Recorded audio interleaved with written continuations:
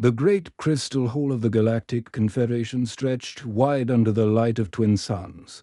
12 different alien species sat round the massive circular table, their various forms creating strange shadows on the polished floor.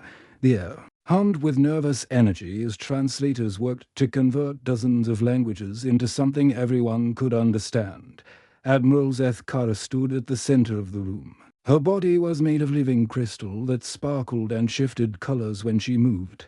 She had called this emergency meeting, and now all eyes were on her. Her usual calm demeanor was gone, replaced by something that looked very much like fear. Friends, she began, her voice echoing through the hall. We have a problem, a big problem. The other delegates shifted in their seats. Emergency meetings were rare. The last one had been called when the plague of Sirian had threatened to wipe out 3 star systems. Whatever was happening now had to be serious. 50 years ago, we welcomed a new species into our confederation, Admiral Zethkara continued. The humans, they seemed harmless enough, small, weak, with primitive technology. We thought they would be happy to trade with us and learn from our advanced civilizations. She paused and activated a holographic display above the table. Images of human soldiers appeared, moving through what looked like hell itself. They wore simple armor and carried basic weapons, but they moved with purpose through environments that should have killed them instantly. This is Colonel Jinho Park, she said, pointing to a human leading a squad of soldiers. He and his men survived for 3 weeks on Zirian Prime. The temperature there is minus 200 degrees. The atmosphere is pure methane. No species in our confederation can survive there for more than a few minutes. Even with our best environmental suits, the delegates leaned forward, studying the images. The humans in the recording moved slowly but steadily through the frozen wasteland, their breath forming clouds in the toxic air. They had modified their equipment using materials they found on the surface, turning crashed ships into shelters and broken machinery into tools. How is this possible? Asked Ambassador Kethma, his aquatic form floating in a specially designed tank. Our scientists have studied human physiology. They should be among the weakest species in the galaxy. Admiral Zethkara changed the image. Now they were looking at a space battle. Human ships, clearly outmatched by their enemies, were doing something that made no tactical sense. Instead of retreating or trying to outrun their attackers, they were charging straight into the enemy formation. This is Captain Lee Do-yoon, she explained. Her ship was damaged and outnumbered 10-1 by Korthoni raiders, according to all military doctrine. She should have surrendered or attempted to escape. Instead, she did this. The recording showed Captain Lee directing her crew to overload their ship's reactor while aiming directly at the largest enemy vessel. At the last moment, she ejected her crew in escape pods while her ship exploded in the middle of the enemy fleet. The explosion was so massive it destroyed half the Korthoni force, allowing the escape pods to reach safety. She killed herself to save her crew, whispered Counselor Vextai, his insect-like features clicking with agitation. This is madness, is it? Admiral Zethkar asked. Because the Korthoni raiders never attacked human colonies again. Word spread that humans would rather die than be defeated. Their enemies started avoiding them. She activated another recording. This one showed human soldiers in what appeared to be a hopeless situation. They were trapped in a canyon with no way out, surrounded by enemy forces with superior weapons and numbers. Any rational species would have surrendered instead. The humans started digging. They spent 18 hours digging tunnels through solid rock with nothing but their hands and basic tools, Admiral Zethkar explained. They created an underground network that allowed them to attack their enemies from behind. They turned certain defeat into total victory. The room fell silent as the delegates absorbed what they were seeing. These weren't the actions of a primitive species. These were the actions of something far more dangerous. There's more, Admiral Zethkara continued, her crystal form now glowing with an ominous red light. Our intelligence reports that humans are getting better at warfare with each conflict. They learn from every battle, adapt to every situation, and somehow find ways to turn their weaknesses into strengths. She showed them footage of human medics who continued to treat wounded soldiers even while under enemy fire. She showed them engineers who built weapons from scraps of metal and broken equipment. She showed them commanders who made decisions that seemed insane but somehow worked perfectly. In every conflict involving humans, the same pattern emerges, she said. They refuse to accept defeat. They fight hardest when the situation seems hopeless, and they never, ever give up on each other. The crystal hall was completely quiet now. The delegates stared at the holographic displays, trying to understand what they were seeing. "What are you telling us?" asked Ambassador Kethma.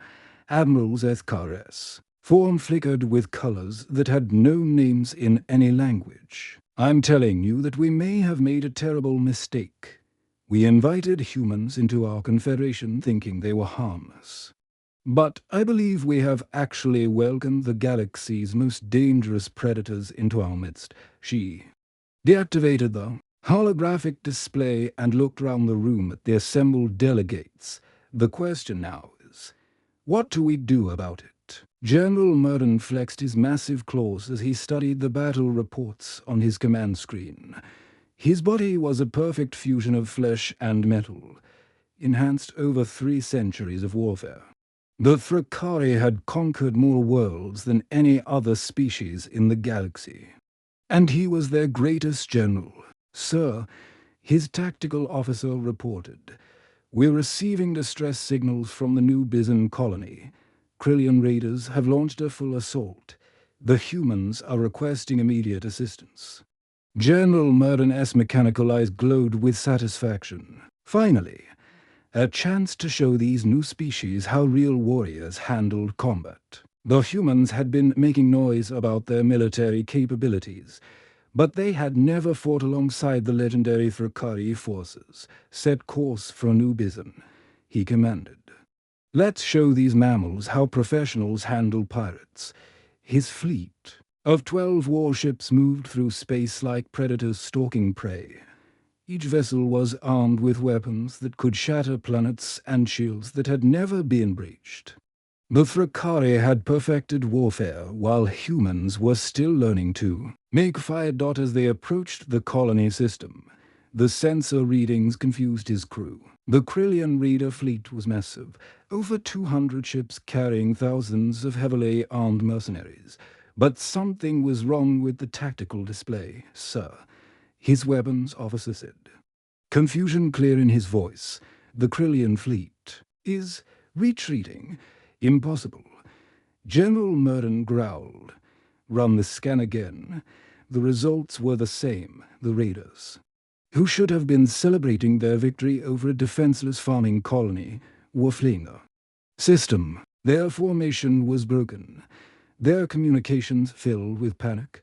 "Take us closer to the planet," General Murden ordered. "I want to see what happened down there." The surface of New Bizen looked like a war zone. Crashed ships dotted the landscape. Smoking craters marked where battles had been fought, and the colony's buildings showed signs of heavy damage. But as the Thrakari sensors swept the area, they detected something impossible. The humans were still alive, all of them. "Get me a communication link with the colony," General Murden demanded. A few moments later, a human face appeared on the main screen. The man was covered in dirt and what looked like blood, but his eyes were calm and alert. He wore simple farming clothes, not military armor. "This is Kim Min-soo, colony administrator." The human said, "Thank you for responding to our distress call, but I'm afraid you're too late to help." "Too late?" General Murden stared at the human in disbelief. What happened to the raiders? Kim Min-soo wiped his hands on a dirty cloth. We dealt with them. You dealt with them. You're farmers and miners, not soldiers. The Krillians had over 5,000 troops. Yes, they did. Kim Min-soo agreed. Would you like to see what's left of them? General Murden's ship landed near the colony's main settlement. As he and his officers walked through the area, they saw things that made their enhanced minds struggle to process what had happened. The Krillian raiders had been eliminated completely. Not defeated, not driven off, but hunted down and killed with methodical precision. Bodies were scattered throughout the colony. But they weren't random casualties of battle. Each one had been positioned to create psychological pressure on the remaining attackers. How did you do this? General Murden asked as they walked past a building that had been turned into a fortress using nothing but farming equipment and mining tools. Park So-young, the colony's chief mechanic, looked up from where she was repairing a damaged harvester. We used what we had, she said simply. The raiders thought they were attacking helpless civilians. They were wrong. She led them to a large crater where the raiders had tried to establish a landing zone. The ground was covered with twisted metal and strange devices that looked like they had been built from spare parts. We turned the fertilizer storage into explosives, she explained. The irrigation system became a way to move around the colony without being seen. The grain silos became sniper positions. Everything here had two purposes. General Murden studied the battlefield with growing unease. The humans hadn't just defended their colony. They had turned it into a trap. Every building, every piece of equipment, every natural feature had been weaponized. But you're not soldiers, he repeated. You had no military training. Nam Woo-jun, a former teacher who had coordinated the colony's youngest defenders, overheard the conversation. We didn't need military training, he said. We knew this place better than the raiders did. We knew each other, and we knew what would happen to our families if we failed. He pointed to a group of teenagers who were collecting weapons from fallen raiders. My students used their knowledge of the colony's layout to lead attackers into ambushes. They turned their homework into battle plans.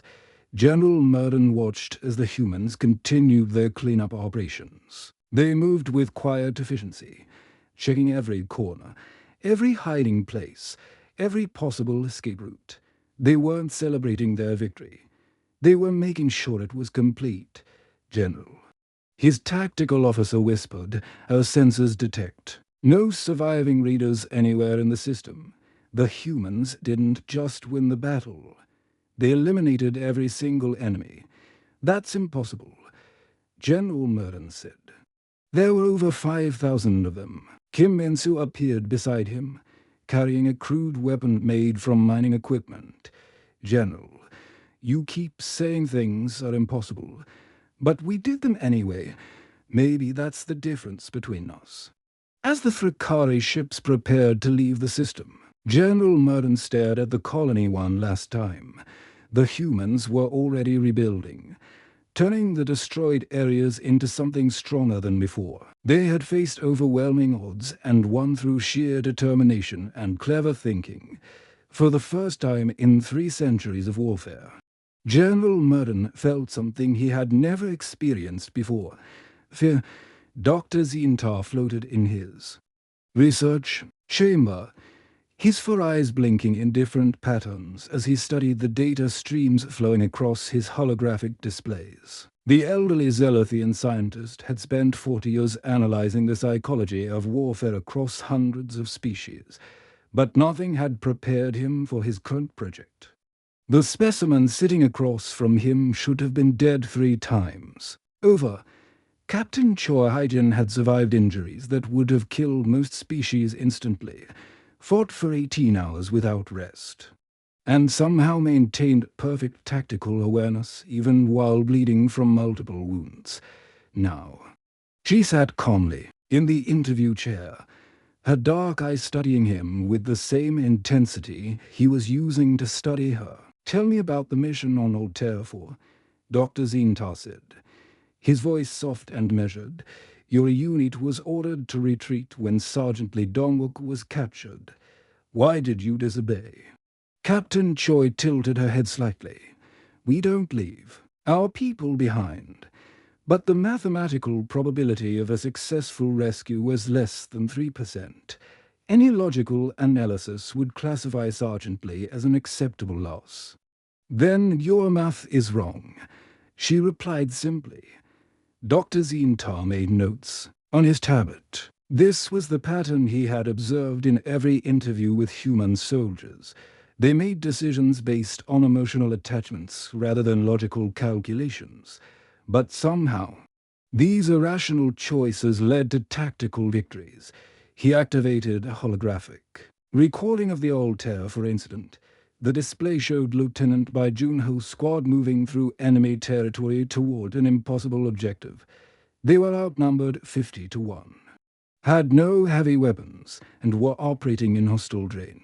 "Watch this section carefully," Dr. Zintar said, highlighting a specific moment in the recording. "When your demolitions expert was wounded, your entire squad formation changed instantly. No orders were given. No communication was detected. Yet every member of your unit immediately adapted to fill the gap." Captain Choi watched the recording without expression. "We've trained together for 3 years. We know each other." "No," Dr. Zintar said, his excitement causing his floating form to bob slightly. "This goes beyond training. Our analysis shows that human units develop what we can only describe as a group consciousness during combat.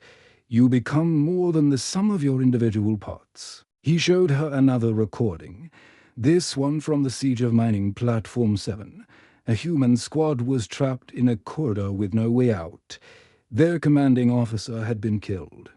Their communications were jammed, and they were running out of ammunition.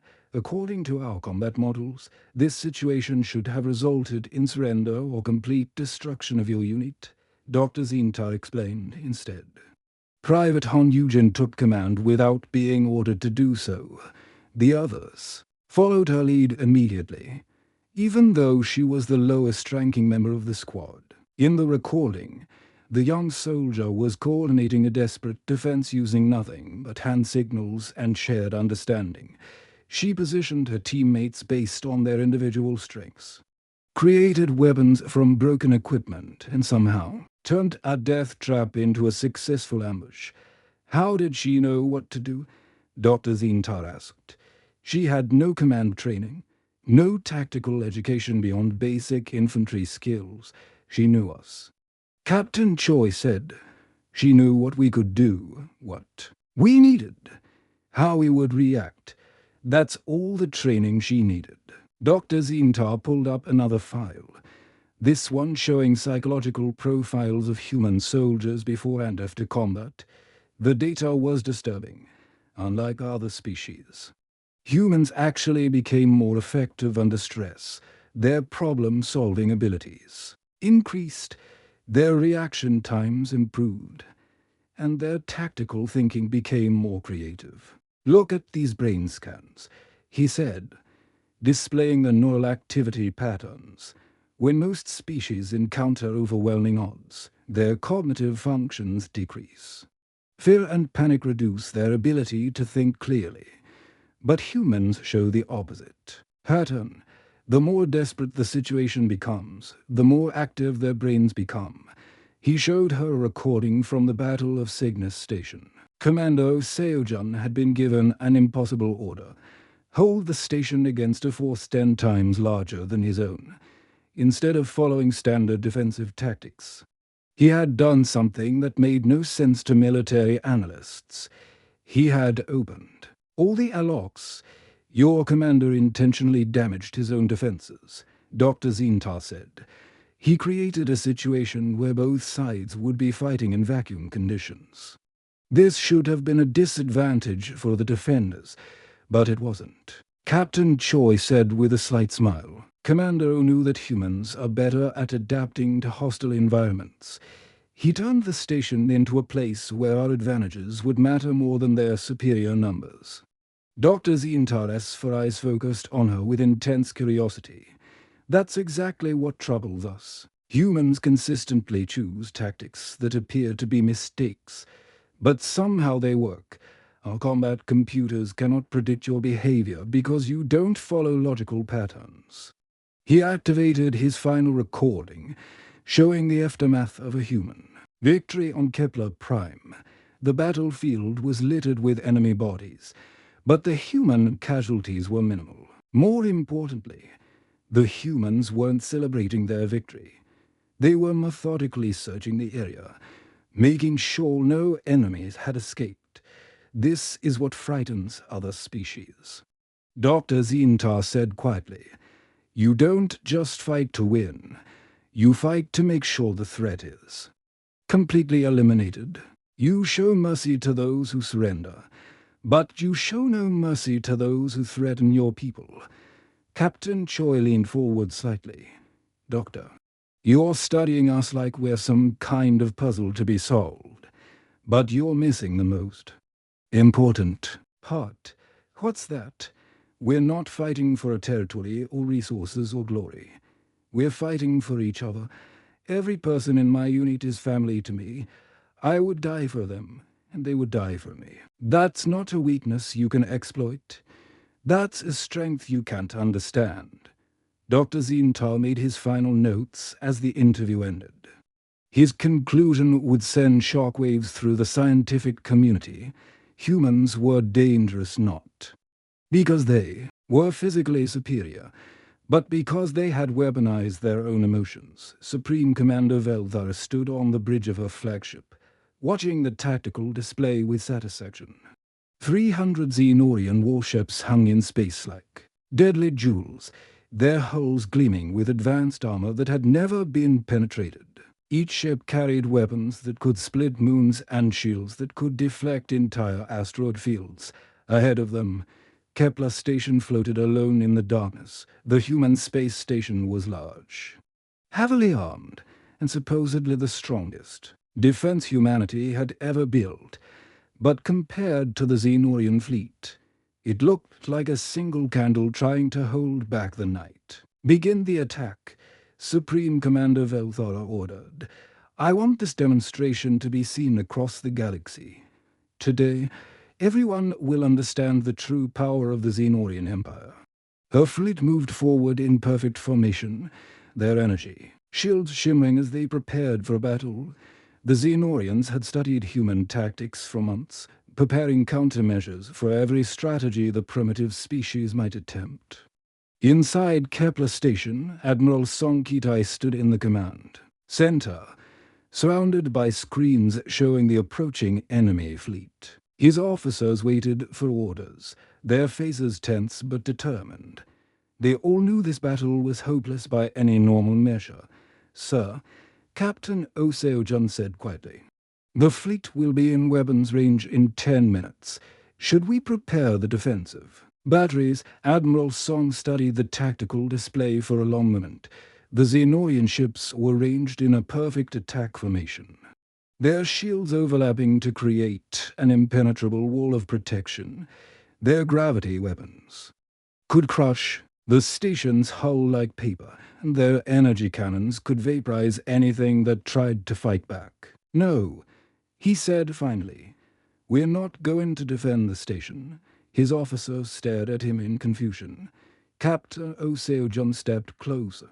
"Sir, what are your orders?" "We're going to destroy it." Admiral Song replied calmly. "Open all hull breaches. Complete decompression. Every section. I want this station torn apart in the next 5 minutes." The command center fell silent. What the Admiral was ordering went against every principle of space warfare. No commander deliberately destroyed his own defenses. It was military suicide.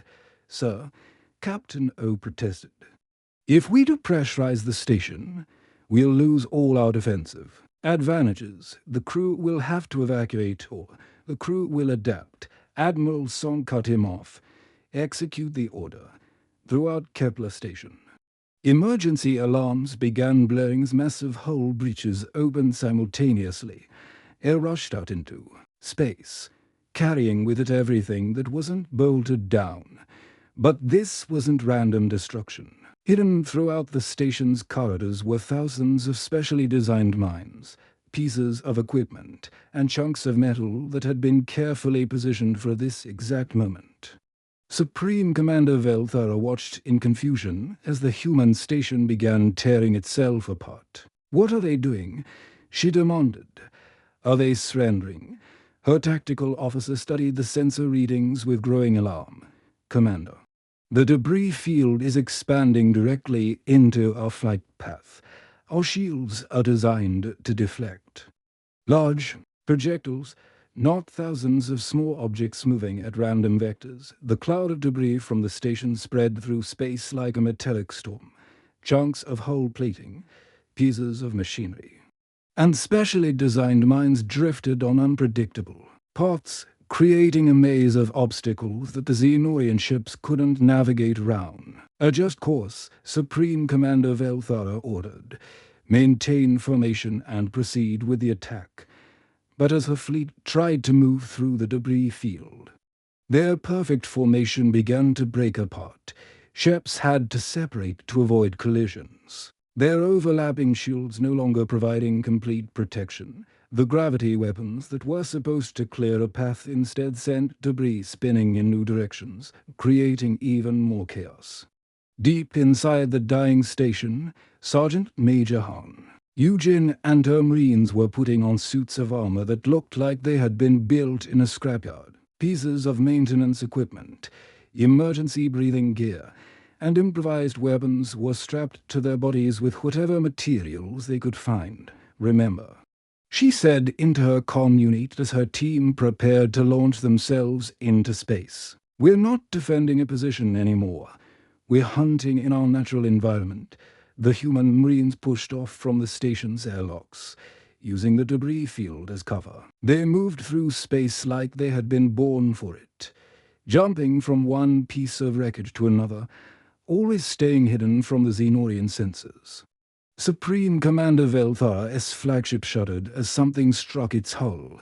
The impact was too small to damage the shields, but it shouldn't have been possible for anything to get through their defenses. "Report," she demanded. "Unknown contacts throughout the debris field," her tactical officer replied, panic creeping into his voice. They appeared to be human soldiers in spacesuits. "They're using the wreckage as mobile platforms." What followed was unlike any battle in Galactic history. Human Marines, equipped with nothing but improvised gear and determination, began systematically attacking the most advanced fleet ever assembled. They used chunks of their own destroyed station as weapons, turning every piece of debris into a missile or a shield. Sergeant Major Han Eugen landed on the hull of a Xenorian cruiser, her magnetic boots clamping onto the alien metal. The weapon in her hands had been built from a maintenance drill and spare reactor parts. It looked crude, but when she fired it into the ship's primary sensor array, the entire vessel went blind. Across the battlefield, other human soldiers were doing the impossible. They moved through the debris field like predators, striking at weak points the Xenorians didn't even know they had, then disappearing back into the chaos before return fire could find them. Supreme Commander Velthara watched her perfect formation dissolve into panic as ship after ship reported damage from attackers that shouldn't exist. "How are they doing this?" she whispered. The answer came too late to save her fleet. Humans had turned their greatest weakness into their greatest strength, transforming certain defeat into impossible victory. 6 months after the destruction of the Xenorian fleet, the Grand Assembly Hall of the Galactic Confederation was packed beyond capacity. Representatives from every corner of known space had traveled here to witness what many were calling the most important political moment in galactic history.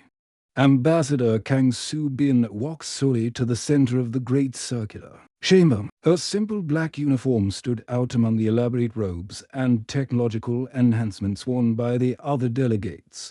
She carried no weapons, wore no armor, and had no bodyguards.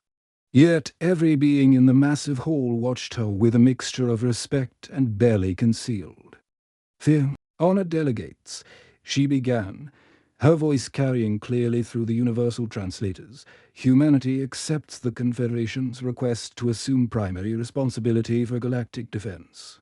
The formal words couldn't hide the enormous change that was taking place in less than a century.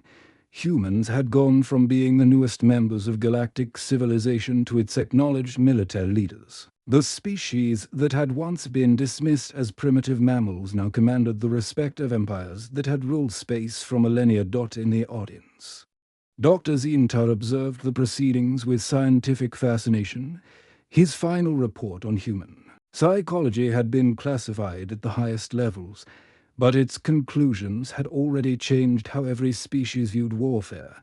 Humans didn't just fight battles, they evolved during them, becoming more dangerous with each conflict. Admiral Zethkar sat in the section reserved for military advisors, her crystalline form flickering with colors that indicated deep unease. She had been the first to warn about humanity's potential, but even she hadn't predicted how quickly they would dominate galactic warfare. Now her own people looked to human tacticians for guidance. "We know that some of you have concerns about this arrangement," Ambassador Kang continued, addressing the silent whole. "You wonder what it means to have humans protecting your worlds, your families, your way of life." She paused and looked round the vast chamber, making eye contact with delegates from dozens of different species. "Let me tell you what it means," she said. "It means that General Park Min-ho and his staff are already working with your military leaders to strengthen your defenses. It means that Fleet Admiral Kim So-ra has positioned human ships to protect trade routes that have been attacked by pirates for decades. It means that every world in this confederation now has someone watching over it who will never give up, never retreat, and never accept defeat." In the military section, General Park nodded slightly as his name was mentioned. The scarred veteran had fought in more battles than most species could imagine, but he had never fought for conquest. Every victory had been in defense of something he considered worth protecting. Fleet Admiral Kim sat beside him, studying a tactical display that showed human ships spread throughout Confederation space. Her vessels were already responding to distress calls, investigating suspicious activities, and providing security for worlds that had never known true safety. "But we want you to understand something important," Ambassador Kang said, her voice becoming more intense. "We are not your conquerors, we are not your rulers, we are your protectors, and there is a difference." She activated a holographic display showing recent conflicts across the galaxy. In each image, human forces were working alongside alien troops, sharing their knowledge and fighting side by side with species they had never met before. "Look at the Battle of Vigor 7, she said, pointing to one recording.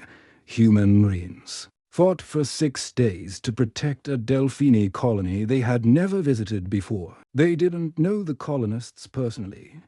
They had no economic interest in the outcome. They fought because the colonists were part of our confederation, and that made them family." The recording showed human soldiers sharing their rations with wounded Delphini civilians, teaching alien children how to hide from enemy forces, and working round the clock to repair damaged shelters. When the battle was over, the humans stayed to help rebuild. "This is what humanity offers," Ambassador Kang explained.